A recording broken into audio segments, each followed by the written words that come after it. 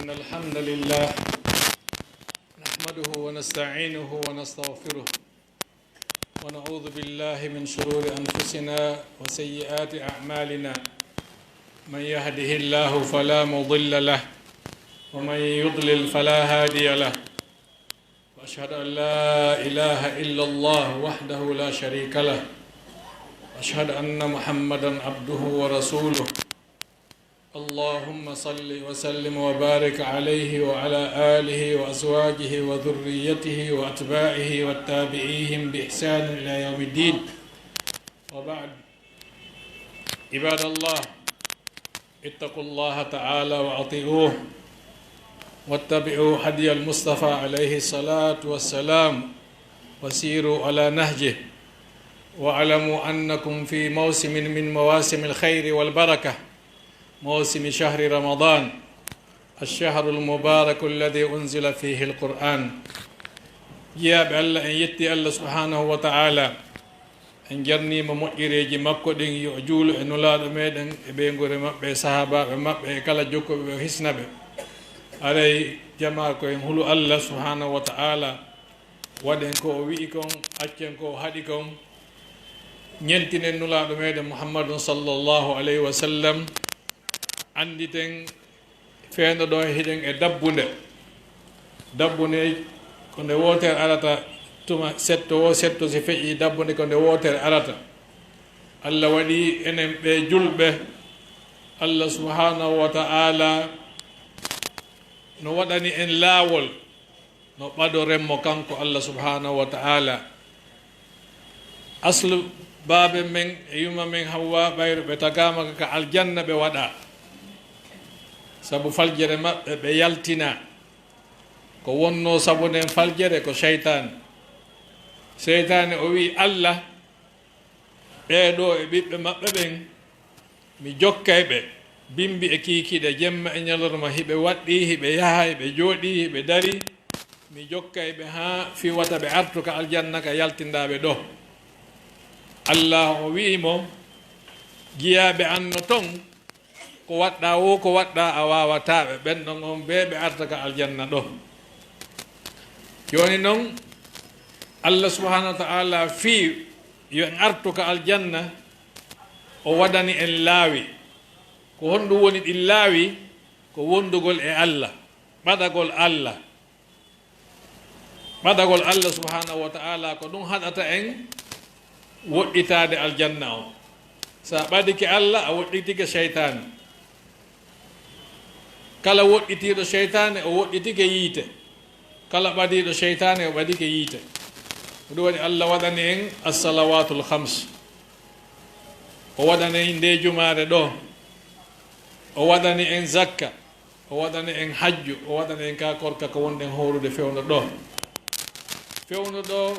ko shahru sawm shahru sabr shahru rahma shahru muwasat shahru iman shahrul qur'an kala ko sifiɗa suumaye on kon harendu handi e mum e moƴƴere allah subhanahu wa ta'ala no yewti en ya ayyuha alladina amanu kutiba alaykum as-siyamu kama kutiba ala alladina min qablikum la'allakum tattaqun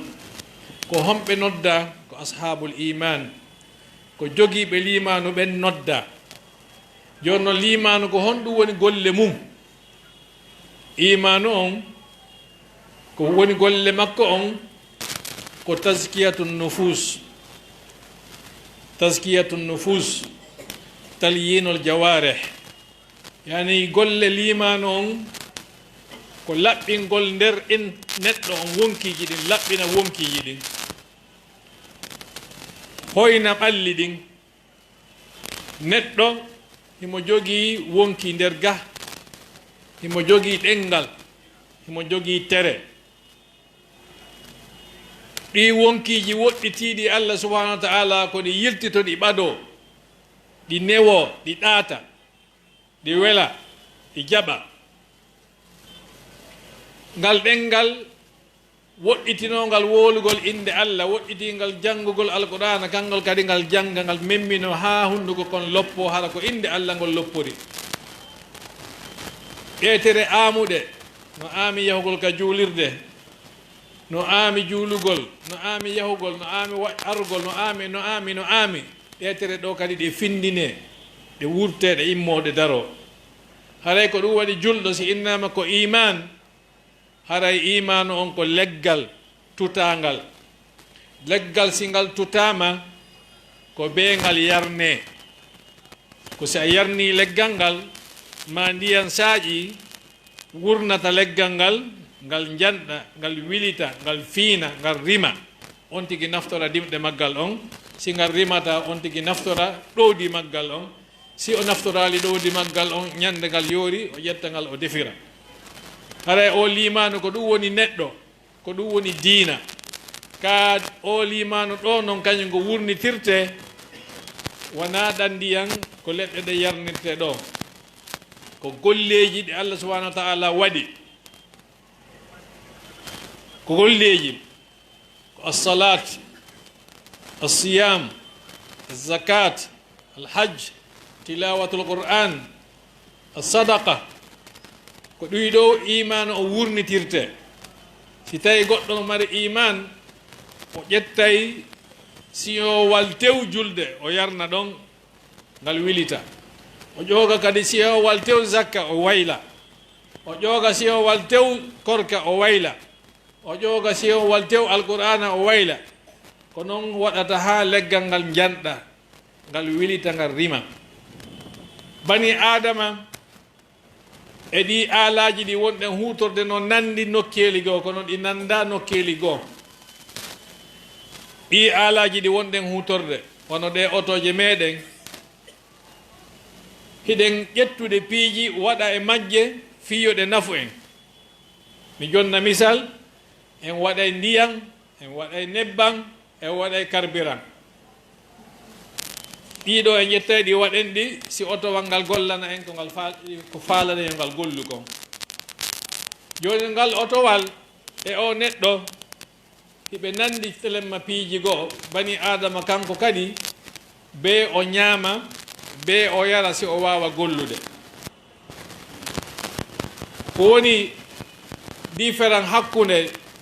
ɗi aalaji ɗo e bani adama otowal ngal ko inna yo ngal ƴettu kon ngal wata ɓeydude siko litre temedere a wata wadde litre temedere e goho siko litre 50 a wata ɓeydude litre hay e goto siko litre 5 a wata ɓeydude kangal hingal dari ɗon ko ɗum ɗon singal golle bani adama kanko wona noon o woniri kanko ko moƴƴinira kon ko ɗaɗi fontotoɗi yaajayɗi si goɗɗo no dowano ñamude 200 grammes wonki makko kino wawi widemo yo ñaamu 300 grammes o ñaama 300 grammes on naata andi oto on sa inni a ɓeyday ɓeydotako kono reedu bani adama nu no ndu moƴƴinira noon kayru hindu wawi yaajude si a innama e ñaamu 200 grammes faale ma on faale wonki ma kin waɗete ha ñaama 300 grammes se innama yaru feccere litre faale ma on wawi ɓeydude yara litre kono ɗumi faala wiwde wondema bani adama no mari ga goɗɗum ko woni mo ɗowde si o jokki ɗum ɗon no yaha lorroyamo goɗɗo no ñaama ko o faala so o immike ɗum ɗon wontanamo lorra muusinamo reedu ma ayinamo ma taw ronkinamo sabu wona ko reedu no hanuno rondade kon ndu ronda koko wonki kin faalano kon ndu ronda ka korka ɗo no arde ekkita en enen bani adama wondema neɗɗo wona yo ƴettu ko o faala kon yo ƴettu ko o gaynata kon wona ya ƴettu ko faalaɗa kon ƴettu ko nafay ma kon jonnon ɓaydu bani adama no yiɗi kala ko weli ko foti yo ɓeydu wonki kin ala haarude faale on ala lannude e hille ɓanndu non kayru no mari ha nokku kandu jaɓata korka kan ara ekkita en yen heɓu ko wiyete kon quwwatul iradati wa dabtu nafs ko ɓe wawen jogade hoore men ɓe wawen jogade hoore men darsu on ɗo ko nokkeeli ɗiɗi. Darsu on ka angal ñaamugol e darsu on ka nder ñaamugol. Darsu on ka angal ñaamugol gila ka fajiri on feeri haa nange muta wata ñaamu, wata yaru, wata waɗu faaleji ma ɗin fof. Jogito hoorema hara waɗaali. Oya ɗimmo darsu ɗimmo on e nder ko ñaamata kon hawrin ko ñaamata kon, hawrin ko ñaamata kon. Jon non enen arano on hiɗen wawde, Allah no wawnude en ka fajiri on feeri ha nange muta hiɗen jaɓi hiɗen hoori ala memude hay e hunde. Kono si hewti ka huntagol darsu ɗimmo on no fuutorde yimɓe buy e meɗen on tigi ñaama ha kanko tigi o inna mi wata hay hunde mi ñaami ha mi feƴƴintini ma mi yari ha mi feƴƴintini miɗon ki gof mi ɗuɗɗini ndiyan hon ɗum ɗuɗɗinanɗa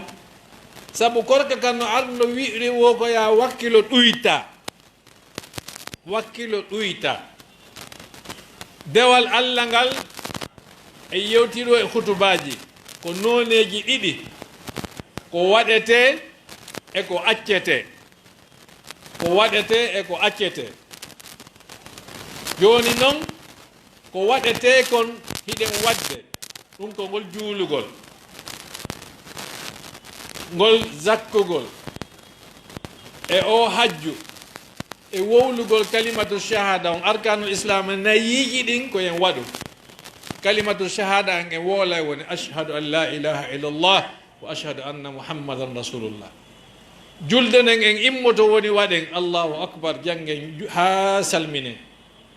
Zakka on en golle woni ƴetta jonna. Hajju on en golle woni immoɗa yaha waɗa tawafu e safa e marwa e ɗum e ko waɗete ka hajju ko fof ɗum ɗo fof a waɗay woni. Kono ka korka ɗo a ala waɗude a accay woni. Ka korka ɗo ibadatun imtinaiya la naqumu bi shay bal namtani an fi'li al ashya. Ko ibadatun imtinaiyatun bi ma'na en ala waɗude golle hay fuska korka. Siɗa hoori hay fus ala wadde. Bi ma'na joni siɗa juulude hiɗa haɗa waɗugol. Hiɗa haɗa waɗugol. Amma ɗo a accay woni.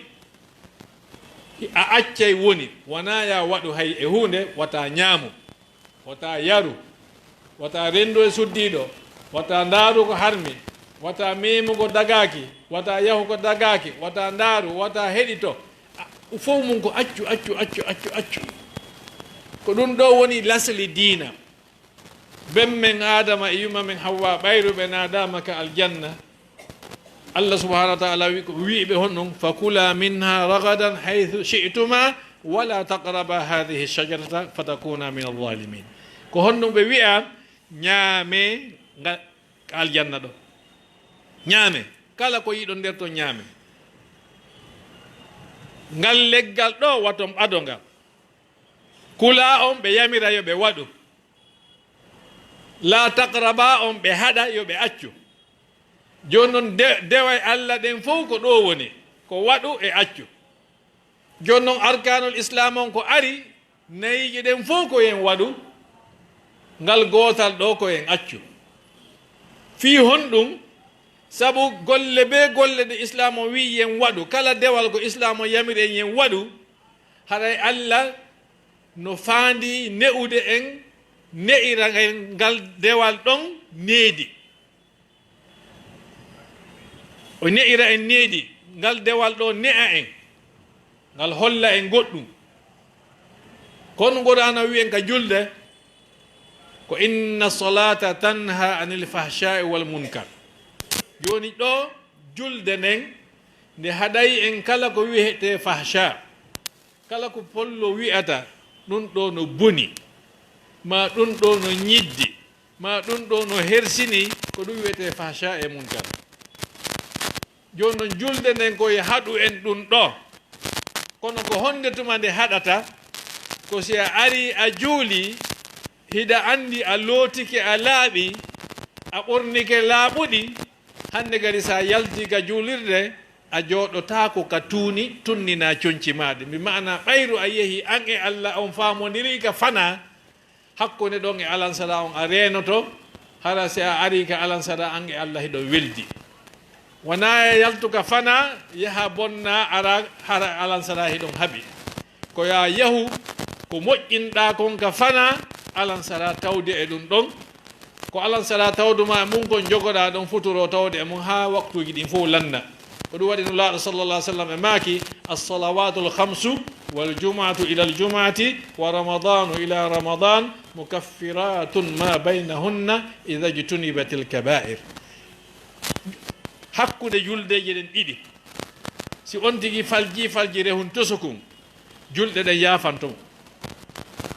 ko faljuɗa kon hakkude fana e alansara si a juuli alansara Allah yaafoto hakkude futuro e alansara si a juuli futuro Allah yaafo hakkude futuro e geeƴe si a juuli geeƴe Allah yaafo hakkude geeƴe subaka si a juuli subaka Allah yaafo hakkude subaka e fana si a juuli fana Allah yaafo kono koye on tigi reeno jani ɗin boneji ɓurɗi janɗude ɗin ko on tigi renano hoore makko julɗe ɗen montanamo ɗiiɗa ko noon mo falji o ari o juuli juma faljere o waɗay koye ɗon kon ha e ndeya jumare si nden ɗon hewti o juuli Allah monta ko waɗi kon hakkude jumaje ɗen ɗiɗi ko wana noon mo falji e ɓaawo suumaye ha suumaye hewtoyi o hoori Allah monta ko waɗi kon hakkude ɗe suumayeje ɗo ɗiɗi o yii dambugal ngal udditama yen yiltito ka aljanna dambugal ngal udditama a waɗay ɗum ɗo tum ɓenna waɗu ɗum ɗo ɓayre noon qur'ana on Allah ko yurmeteɗo ko innal hasanati yudhibna sayyi'at moƴƴereji ɗin ɗi aray ɗi monta boneji ɗin joni ko en ɗuɗɗi moƴƴereji ɗin ɗuɗɗinen moƴƴereji ɗin fiyo ɗi montan e boneji ɗin joni julde nden holli en ɗum ɗo zakka on ko honno qur'ana wi ko khudh min amwalihim sadaqatan tutahhiruhum wa tuzakkihim biha wa salli alayhim inna salataka sakanun lahum wallahu samiun alim tutahhiruhum wa tuzakkihim biha ko hombo wi'a wo annulaɗon yahu yi'a ɓe jogiiɓe jawle ƴetta zakkaji ɗin e juuɗe maɓɓe ƴettugol zakkaji ɗin e juuɗe maɓɓe ko laɓɓingol ɓe kamɓe jon jawdi en laɓɓingol ɓe jon jawdi wonki no yiɗi ɓeydoreede wonki no añi ɗuytoreede joni noon arɗo inniya ɗuytuwo haray ɓernde ma nden no jogii goɗɗum e makko kono si a anndi wondema ko nafama an a wakkiloto ɗuyta fiyo a heɓu nafoore nden sabu an hiɗa mari nawnaare yiɗugol goɗɗum mo ɓe no mari nden nawnaare en fof joni noon yiɗugol goɗɗum on si tiiɗi on tigi wawata accutude seeɗa e ko mari kon o jonna goɗɗo go ko ɗum waɗi qur'ana wi khudh min amwali min on ɗo ko seɗɗani wona ƴettede amwalu on ko buy yani ƴettu gokkun e nder buy jonna fiya wowtu fiya ekkito fiya waawu fiya suusu okkugol suusu yi'ugol ko ma kon no iwa e juuɗe ma hewta goɗɗo si a wowti ɗum ɗon haɗa ko innete zakka kon jannima ni'ima eltima sa yehi ka hajju ko needi goo alhajju ashhurum ma'lumat faman farada fihinna alhajja fala rafatha wala fusuqa wala jidala fi lhajj wama taf'alu min khayri ya'lamuhu llah wa tazawwadu fa inna khayra zadi taqwa wattaqun ya ulil albab ɗo fala rafatha wala fusuqa wala jidala fi lhajj rafas e haala arabu kala ko yowodiri e fi sonnajo hakkunde gorko e debbo ko ɗum innete rafas e haala arabu ko ɗum waɗi ka korka ɗo tigi uhilla lakum laylata siyami rafathu ila nisaikum fijunaro ko feƴƴata kon hakkunde gorko e debbo no dagi e jemma suumaye kono dagake ka hajju mo fuɗɗike hajju ɗum ɗon dagotako wala fusuqa kala ko yowodiri e yeddugol Allah e bewre ɗum kadi tawaka ka hajju wala jidala yeddotiro sonko tawatake o yii islam on islam on noddi adna o fof nokku gootu si adna fof moɓodiri ko honɗum tan ñini ɗen koka sonka kaka yeddotira awa qur'ana waɗi sariya fi wata sonke fi wata yeddotire fala rafatha wala fusuga wala jidala fil hajj ɗum ɗo fof ko tattaquna ko o taqwa ko honɗum woni taqwa ko wonanayma heedode hakkunde ma e goɗɗum ko lorray ma joni si tawi goɗɗum no fokkitanma si goɗɗo no faalama tappude a naɓa e junngo koko naɓuɗa junngo ɗo sago ma ko waɗata kon yo hawru ka junngo haɗa feƴƴaali ɗon e sa'i go sa heɓi leggal ma jandi ma goɗɗum ngo ko waɗa hakkunde ma e ko lorray ma kon a waɗay ko ɗum waɗi e ko hadisul qudsi ɓenni asiyamu junna asiyamu junna mana korka kan ko honno wiyante lan ko heedode allah wi kullu amali ibni adama lahu illa siyama fa innahu li wa ana ajzi bih kala ko neɗɗo golli e moƴƴere allah on inni yoɓaymo allah on itte goɗɗo ko jonnemo joddinin ha hewtamo allah ɗaɓɓay halfina e malaika ɓen yahe jonnon kaare joddi makko nin sa juuli malaika ɓen adday sa itti zakka malaika ɓen adday sa hajjoyi malaika ɓen adday sa itti sadaka a jokki enna ɗum ɗo fof malaika ɓen adday kono si a hoori allah inna noddemo ara ga mi jonnamo noddemo yo ar ko min jonnatamo fi honɗum sabu korka kan ko gundo hakkunde jiyaɗum allah on e allah ko kanko hooruɗo on tun e allah andi si himo hoori goɗɗo ko wata andude si himo hoori si wona kanko e allah si mi juuli on fof on yiyay si mi itti zakka mo mi jonni on anday si mi hajji fof anday kono si miɗo hoori ko min tun e allah subhanahu wa ta'ala andi ko ɗum woni allah ini ɗum ɗo ko gundo hakkunde am min e o hooruɗo ɗo haɗa o hooruɗo ɗo ko min tigi noddatamo mi jonnamo joddi makko nin kanko haɗay si ɗe dewe ɗo ko ɗum ɗo de woni gollude awa haɗay ko ɗum ɗo wonɗe yarnirde limanu men on joni noon dewal be dewal nder ton kadi fiyo ngal dewal ɗon sellu fiyo ngal dewal ɗon moƴƴu fiyo ngal dewal ɗon jaɓe haɗay sartiji no waɗa nder ton ko be waɗowo ɗum on jaɓa ɗin sartiji ɗon ka korka ɗo farillaji ɗin ko be anden wondema neɗɗo be o anniyo himo hoori o anniyora ɗum ɗon ɗoftagol allah subhanahu wa ta'ala jaɓɓugol yamoyrore makko nen kanko ko ɗum o woni salorde ñamugol e yargol si o anniye ɗo ala haɗa ko ñallirɗo fi honɗum ala ñamude miɗo hoori ko honɗum horanɗa allah wi yomi hoori miɗo hoorude ko ɗum jonno o anniye ɗo hato jina ka goɗɗo inna allah inni nawaytu siyama hato jina ka ɓernde ma ɗo tu wonɗa miijade ka arata ka juma ɗo a wolanali goto a janggali hay fof argol ka juma a immi tun faalaɗa arde ka juma anniɗa arɗa jooɗiɗa haray anniyagol ngol ko farilla ka korka ɗo rentagol haɗaɗi ɗin gila ka peeral fajiri ha ka mutal nangue ɗum ɗo kadi ko farilla be neɗɗo on timmina ɗum ɗon si inne joni farillaji ɗin timmi si ɗum ɗo timmi o inneta himo hoori ko aaden hooruɗo joni noon ko honno ngo takkata ɗon fiyo korka kan laaɓe fiyo korka kan fotu fiyo korka kan timmu fiyo korka kan heɓu battane makkon haɗe ko ɗum ko sunnaji ɗin e neediji ɗin e kala piiji moƴƴi ko takki ɗon haɗay ko ɗum ɗon yewteten ka hutuba ɗimmo ɗo aqulu qawli hada wa astaghfirullah li wa lakum fastaghfiruhu innahu al-ghafurur rahim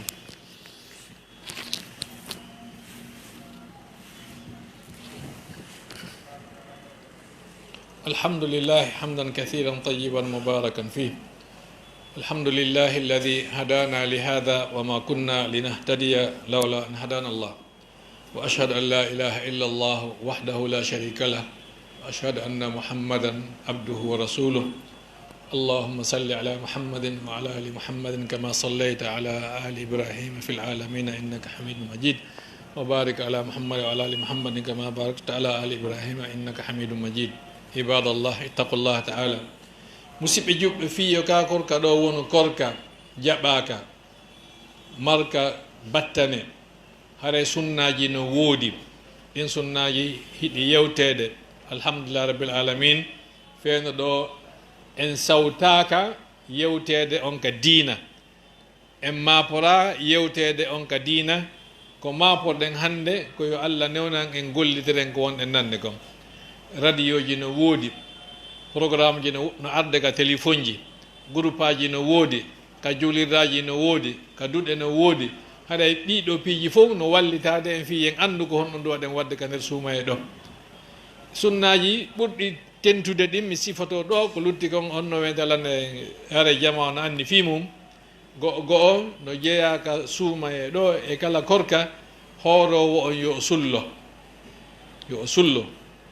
assuhur tasahharu fa inna fi suhuri baraka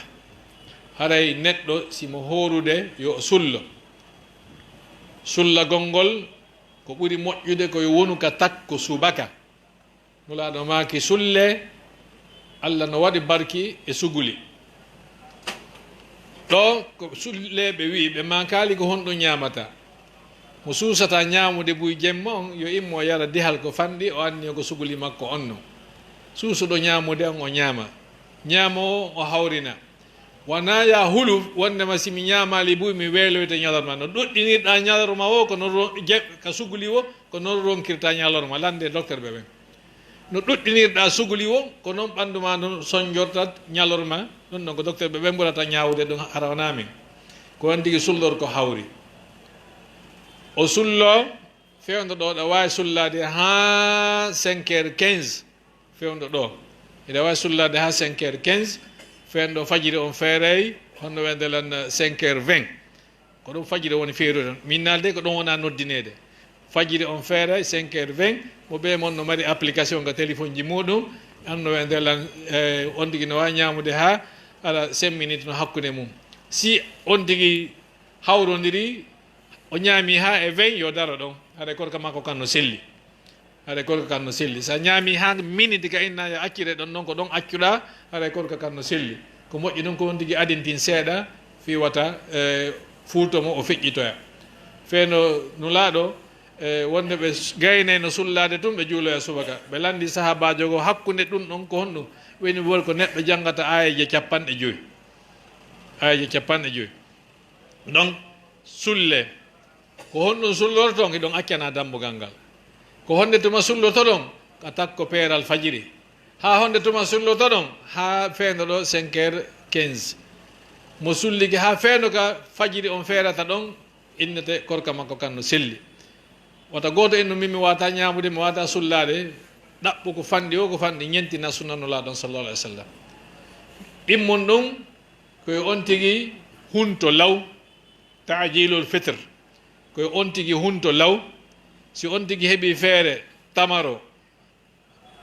ɓenduɗe ɗen ko ɗum nete rutab so heɓali ɗen ɗon o heɓa tamaro yorɗe ɗen so heɓali ɗum ɗon yo ador ndiyam bisab jinja ndiyam honno wendelana banana lemunne ɗum ɗo fof si tawi tamaro ala fuɗɗor ndiyam ɗan ko ɗum sunna o wi kala ka rewɗa ka sunna heɓa moƴƴere hum tuma rewruɗa sunna o wo a heɓa moƴƴere hum wata salo woɓɓe no ƴetti sunna wondema ɓayre ɗum ɗon bonnata ella ala si bonnata ala bonnay kan so yi wonɗo yeeso inni seliren ɗo ma tippu ɗo ma wata tippu ɗo mo andi ko ɗon moƴƴatma wata innu toon an ɓayre en fof en hewtoye ko gotum nulaɗo maki mina sunnati taajilul fitre wa taakhiru suhur hunte law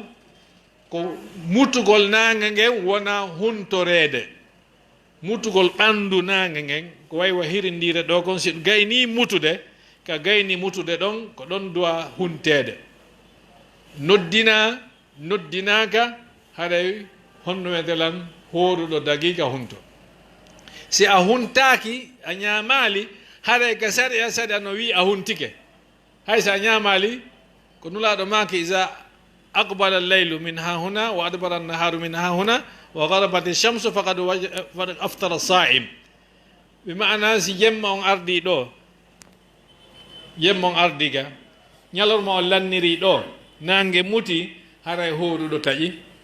joni noon taƴuɗa a taƴanulaɗo maki ko kama kallanni donc jokkin ɗon taajilul fitre on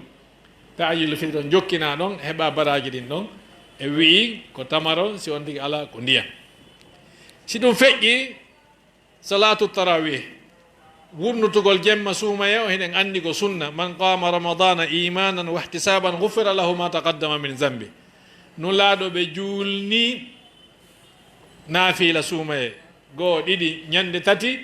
jama on ɗuuɗi ha ɓe julnaali nden ñande ɓe ɓayde subaka hewtoy nulaaɗo inni mi anndi on arno fiye en naafu kono ko ɗum mi jaɓaali yaltude fi wata wonu farilla e mon ronkoye waawoyde joni ko sunna mana nulaaɗo sinci hunde nde amma mooɓinirgol jama on juule ka juulirde almami gooto ko seydna omar wurniti ɗum ɗon o inni yo abou dardai e ubay ibn kaab yoɓe julnu jama on ɓe lontodira kamɓe sahabaɓe noon ɓe julna jama on ɗum ɗon juulugol ngol juulama jeetati watta ɗon sappo e witiri wona sappo e goho ko ɗum nulaaɗo duumi e mum e nder gondam makko ɓen fof ko yumma aicha filli ma zada rasulullah sallallah alih w sallam ala 11 rakat fi ramadan o fi gayre ramadan juulama sappo e witiri on watta ɗon wona sappo e tati juulama nogay sappo e witiri on watte ɗon wona nogay e tati woodi juuluɓe capantati e jeego wattuɓe dati wona capantati e jeenayi ɗum ɗo fof haray kala ka wona si tawi hawrodiri e gootum eko sunnaji waɗanoɗi ɗin haɗa yo jama on yarlodir ɓe famodira e hoore ɗum ɗon hara son kaka si tawi ɗo ko sappo a witiri on watte ɗon wata goɗɗo aro inna kanko be o itta ɗum ɗon on o watta jeetati on si kadi ka jeetati wata on tigi inni jeetati on dagota ko be sappo on watte yarlodiren ɗon ɓayru hari honno wedela fof mum waɗama fof mum no dagui ke saɗa l'islam haɗay koyen naafu si ɗum ɗon feƴƴi al iktharu min tilawati l qur'an tilawatul qur'an koye ɗuɗɗi janngugol alqur'an on ka suumaye ɗo ɗuɗɗinen janngugol qur'an on ka suumaye ɗo kayru tigi ko shahrul qur'an ndu wiyete ko shahru ramadan alladi unzila fihi l qur'an inna anzalnahu fi leylati l qadre inna anzalnahu fi leylatin mubaraka joni noon allah subahanahu wa taala on waɗi barki e alqur'ana on o jippinimo e nder lewru suumaye ndun o jippinimo e nder jemma ɓurɗo teddude on e nder jemmaji ɗin e lewru ɓurɗu teddude e nder lebbi ɗin haray saabu ɗum ɗo duumoɗen e janngugol alqur'ana on ko wiyeten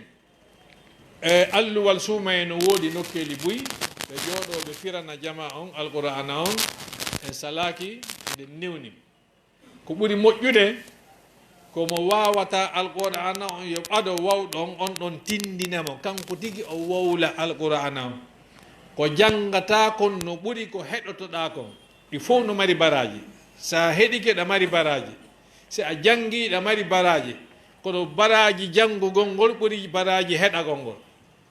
joni noon mo wawata islam on no weltanimo o yoɓete laaɓi ɗiɗi الماهر بالقرآن مع السفرة الكرام البررة والذي يقرأ القرآن ويتتعتع فيه له أجران ette notoɗo janngugol alqur'ana allah yoɓaymo laaɓi ɗiɗi o yoɓete woɗɗo janngude on so jangi kanko e malaikaɓe wondata yani ko inneten kon VIP joni noon oɗa kanko yoɓe laaɓi ɗiɗi hay goto perdali si goɗɗo yoɓama laaɓi ɗiɗi joddi ko haldidano kon haray o perdali goy a haldidama 1 million ɓe jonnima 2 million andi ko nafa heɓuɗa e muɗum joni yo jama on wakkilo ɓe soñjo ɓe ettenno janngugol qur'ana on e ɗi ko ɓe jooɗotoɓe heɗo ko karama ko jon janngata kon ɓe nunna en salaki ɗum ɗa ko moƴƴere kono daiman neɗɗo yo suɓa ko ɓuri moƴƴude kon si piiji ɗiɗi ari ƴettu ko ɓuri tiiɗude kon e mum ko ɓuri kelɗude kon e mum ko ɓuri moƴƴude kon e mum ko waɗi nulaaɗo ɓe yiɗa neɗɗo yo lanndo piihun tosokum ɓeni sa toroto allah toromo aljanna ɓurɗo mawnude on ɓurɗo towude on toro ɗum Allah wata toro mo aljanna serajo on leyga toro mo ɓurɗo jandude on ɓurɗo towude on sa sa'altumullah fas'alullah al-firdaws al-a'la joni ko en toro Allah ko ɓuri janɗude kon asi innama golle ndaaru ɓurɗe baraji ɗen waɗaɗen ɗon wata ndaaru ɓurɗe hoyde ɗen ndaaru ɓurɗe marde baraji waɗa ɗum ɗon e haray ko hikketen ɗon julɓe ɓen koɓe ɗuɗɗin ittugol sadaka e ndu lewru ɗo siko waɗoɓe ittoɓe zakka e lewru ndun ɗo yoɓe ittu ɓe ɓeyda sadakaji ɗin no jeeya e sadakaji ɗin huntingol horuɗo taftiru sa'im e iftaru sa'im man fattara sa'iman kana lahu mithlu ajri min gayri an yanqusa min ajri sa'imi shay kala huntinɗo horuɗo Allah okkay mo baraji berko on horuɗo ɗon heɓata kon hara horuɗo on uytanaka baraji makko ɗum si kaari hoori o heɓi 1 million goɗɗo huntinimo Allah okkay on huntinɗomo 1 million sabu ko o huntinimo kon e hoore horuɗo on ɗuytantake 1 million makko haray ɗuɗɗinen sadakaji ɗin huntingol ngol jokkereji enɗan ndin fiyen heɓu moƴƴereji ko woni kon e suumaye ko ɗum ɗon labinta suumaye suudu sa ari a joƴƴini biriki a waɗi e simon a waɗi honno telan a ñappi dow hare ha joni no lutti a dalasay waɗa karo waɗa peinture waɗa baafe sa gayni waɗa ridoji sa gayni waɗa piiji ɗi fof nder toon si suudu ndun laaɓe hare wona argol to mah birikije ɗen ñappatolji ɗe woni suundu ko ɗum ɗum woni hoore fi suundu kono ko ɗiɗa piiji labinta suundu hare ko ɗi golleji ɗo labinta suuma e men on hare ko piiji haɗeteɗi ɗin ko kala ko annduɗa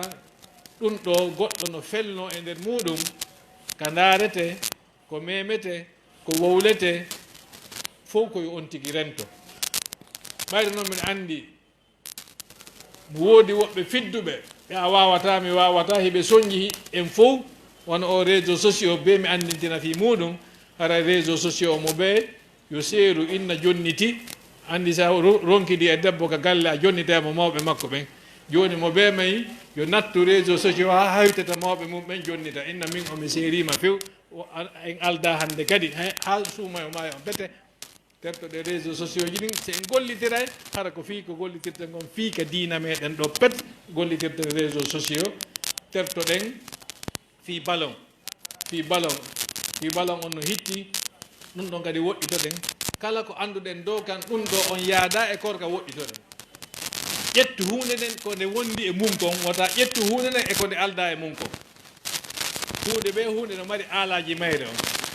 ballon e réseau sociaux e ɗum ɗo yadata e korka fiju ndaaru ballon e piiji ɗum ɗo fof yadata e korka ko yadata ko qur'ana e yantagol inde Allah e waɗgol istighfar e juulugol e nulaaɗo sallallah alih w sallam e ittugol sadaka e waɗgol golleji moƴƴi ko ɗum ɗo woni aalaji korka kan jogitoɗen aalaji ɗin woɗɗitoɗen kala ko wona aalaji ɗin aray mi inna erno wendela musidɓe men mbuyno immade yalta tutta yeeso hannde